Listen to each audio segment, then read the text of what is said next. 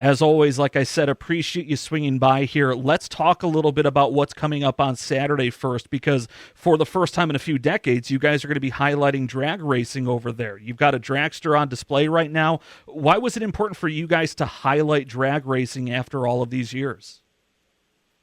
Well, a couple of things, Nick, and you're absolutely right. In the 27 years this place has been here, we've never done a program on drag racing. This was precipitated largely because within the last couple of years, a great gentleman who was the promoter at Niagara Dragway from 1964 to 1974 has basically given a whole lot of stuff that he had here. His name is Dean Johnson. He was the promoter there, and Dean has given us many, many, many different scrapbooks. He's given us memorabilia of different sizes and shapes and forms. He's given us a 3-ring binder of canceled checks for people that he paid to bring into Niagara to do match races. So we've sat on this for maybe a year and a half, and I thought, well, this is about time. This is such a fantastic collection. We need to get this out. We need to kind of expose the public to this thing. So that's really Dean's generous offer of his archives are really what precipitated the conversation. And you mentioned the dragster that we have on the floor. Again, never had any car affiliated with drag racing here before, but this represented the state of the art in 1963. It's a top fuel car. The engine sits in front of the driver, not behind the driver, which it has now for decades and decades. But it was built by a guy named Tommy Ivo, who became known as TV Tommy Ivo because he was the prototypical California surfer guy, great-looking guy, drag raced. He built a couple cars. He actually dragged at Niagara a couple times in his career. So the car was purchased by 3 guys from Brooklyn who became known as the Dead End Kids. They competed. Keep in mind, 1963, hot rodding and drag racing are still really in their infancy. It all started in Southern California. So these guys towed from Brooklyn, New York, out to Southern California to buy themselves a top fuel car and race it. And they raced against, the greats of the era, Don Garlits and Don Prudhomme and Shirley Muldowney. And, so it's just, we're going to touch on a couple hours touching on this, what I kind of call the golden era of drag racing.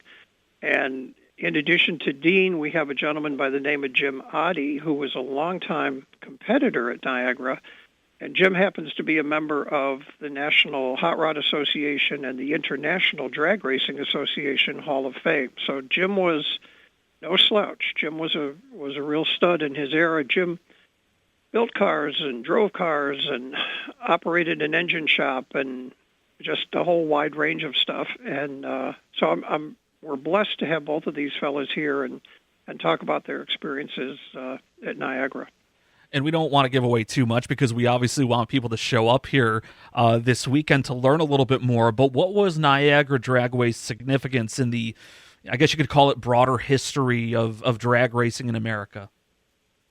Well, I would say during the era that they opened up in the early 60s and they closed, unfortunately, in 1974. They ran into people who were having trouble with the noise restriction. Well, you buy a house next to a drag strip, what do you expect? But anyway, they couldn't overcome that. And so they did close in 1974. But during that era, they were probably one of the most iconic, and I would certainly say one of the more popular drag strips in New York. In fact, if you ever listen to WKBW out of Buffalo, and I'm not even going to try to do this and do it justice, but the big Sunday Niagara at the top of the guy's lungs that was the calling card for Niagara Dragway. And we've got several recordings. We're going to open up the conversation Saturday with a giant Sunday Niagara. So it was one of the more popular strips at a time when the sport itself was becoming more popular. As I say, all the legends of the sport drag raced there at one point in time or another. And there were lots more racetracks around back then. There were more drag strips there, but I think this one kind of stood out among all the other ones at its time. You noted that Jim Oddie is going to be coming to the area this weekend too, who is a Hall of Famer in the sport, like you mentioned. Tell the listeners about the significance that he's played in drag racing and the legacy that he has.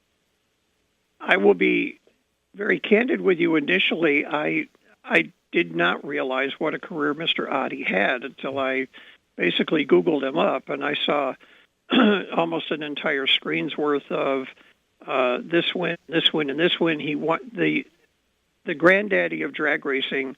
Is the U.S. Nationals in Indianapolis. It's been run now for 50 or 60 years. It's always run over Labor Day weekend. Adi won his class there, I think, on a couple different occasions. He ran what they called gassers, and he ran a number of different kind of bodied cars, but they were all really cool looking and really unique. And again, that was part of drag racing in that era. So I'm really looking forward to listening to him talk about his career and what it was like to do everything, basically, because like I say, he was the car builder, the car driver, the team owner, he wrenched it, he did everything with it. So, but Mr. Adi had quite a spectacular career in drag racing, and I believe he still has a team. I don't think he climbs behind the wheel anymore. I'm not 100% certain of that, but he's still very involved in drag racing itself. Kip Zeiter is with us here on BTL from the International Motor Racing Research Center in Watkins Glen. Coming up on Saturday, 1 o'clock, they're going to be hosting their first center conversation program of the season called Straight Line Speed, the history of Niagara Dragway.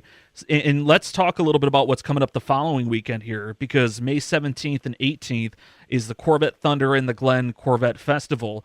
And many people may not know, and frankly, I know I've heard this story, but sometimes I seem to forget, but the idea and design of the Corvette happened essentially because of a race weekend in Watkins Glen. What are some of the highlights of the weekend that we can expect for when that rolls around here? Well, yeah, and yes, this whole weekend is meant to honor the fact that Watkins Glen really is considered the birthplace of the Corvette. And very quickly, that all happened when the guy that designed the car, the great GM stylist Harley J. Earl, visited Watkins Glen in 1951 for the sports car races. Now, they were still running through the streets in 51.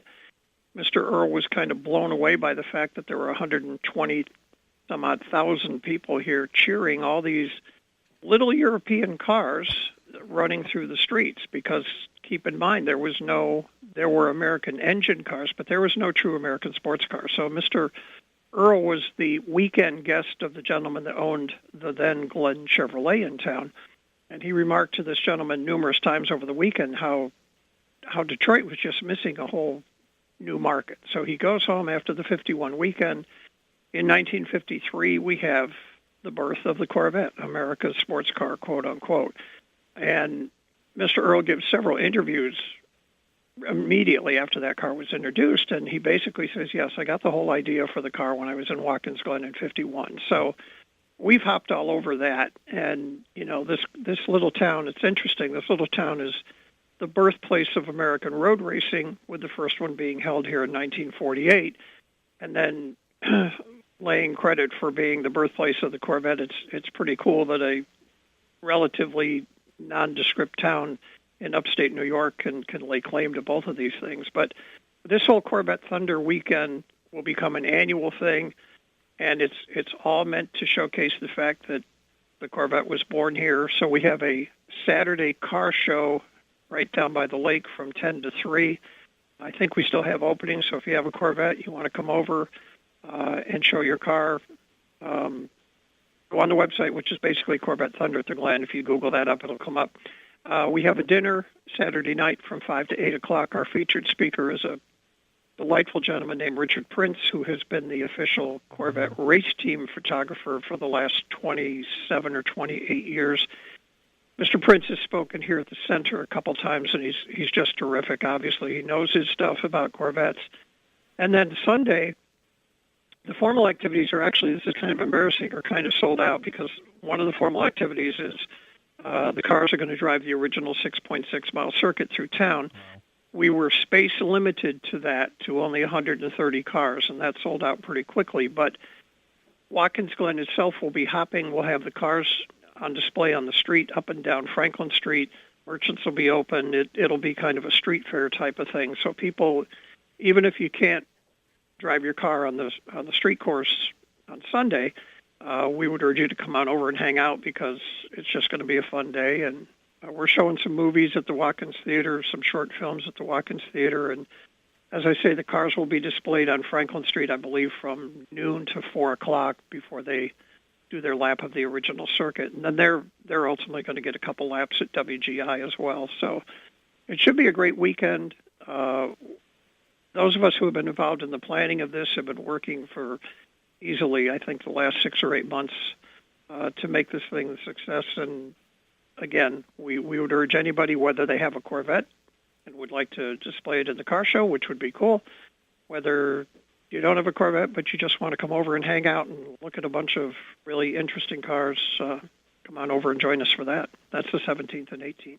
As he said, that's the 17th and 18th. And I'll be honest, there is something special to be said about when there are events like that happening over there in Watkins Glen, when the streets are kind of closed and the cars are displayed and people are interacting with each other and telling stories. You can just feel that excitement just based on the conversations people are having and the excitement that even kids are having seeing these cars.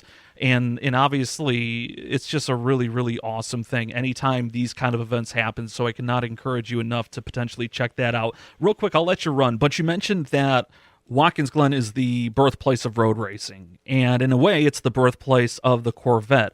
And I'm wondering for you, with all that has happened historically at Watkins Glen, how fun is it for you to be able to share a lot of that with people who come into the area who are maybe learning it for the first time, or people who know of it and are visiting for the first time, and to really showcase the rich history that Watkins Glen has in the world of motorsports? Well, actually, that's an interesting question, Nick, and that's probably certainly one of the more fun aspects of my job. Yeah. Is we're now entering our tourist season here, so in the winter months, nobody comes through the door here, but we're entering a period of time when, on any given day, we may have 20, 30, 40, 50 people come through here. And one of the fun parts of my job is really telling people the whole story. I mean, a lot of people come in here who are race fans. They know the Glen. Formula One, which is on a real roll here in the United States, now ran here for 20 years, from 61 to 80. So they know the Glen. A fair number of people come through here, and they have no idea that the first road race was held here in 48. Hardly anyone knows that the Corvette, we lay claim to Watkins Glen being the birthplace of the Corvette. So it's just it's fun telling them that story, kind of watching their eyes get a little bit wider and say, wow, I had no idea of that. And from the racing aspect of it, what began here in 48 obviously is still very much alive, well, and going strong on top of the hill here. We're, the track opened up in early April. We're now just getting into the day-to-day stuff that'll be happening up there. I think our first race weekend is coming up here, towards the end of May, and then, of course, the summer season, there's all kinds of stuff going on. So it's really fun just letting people know. And for the people that are race fans and kind of know all this, then I get to segue into, well, do you remember this guy and this guy and this guy and, this lady and somebody else? And, I'm always accused of talking too much here, but I just think it's fun sharing memories with people, and that's the best part of my job here. And it doesn't cost anything to visit us, which I was just going to put one more little bug for the Saturday. It's free. It's open to the public. The center will be open shortly after 9. I think I'm having a couple drag cars being delivered. We'll get them parked in front. Again, you've mentioned a couple times the talk will go from 1 to 3, but mostly people start coming in here 11:30, 12 o'clock. They can look at the car we have on display. After the talk is over, they can come back over here and talk to the speakers a little bit more on a one-on-one basis. But I want to emphasize the fact that short of a couple bucks to put gas in your car, it's not going to cost you anything to come on over and be entertained here for a couple hours on Saturday. So, Kip, it's nice to move away from the old stick and ball conversations that we sometimes have here that you've mentioned, and really showcase the great things that you guys are doing, and obviously the history that Watkins Glen has in the world of motorsports. So thank you, as always, for dropping by here. Really appreciate it. Enjoy everything that's coming up here over these next couple of weekends, okay? Well, thanks, Nick. I appreciate the time and everybody's interest. And believe me, I am the original stick and ball guy. So this is a great time of year. It drives my wife crazy. I tune from hockey game to NBA game. The Cornell-Princeton game was paramount on our viewing yesterday. So I'm every bit as big a stick and ball fan as any of your other listeners, but I also like my horsepower of a different kind, and we do some pretty cool things over here. So I would just invite everybody to come out over and check it out. I love it. And thank you for your time. I really appreciate that.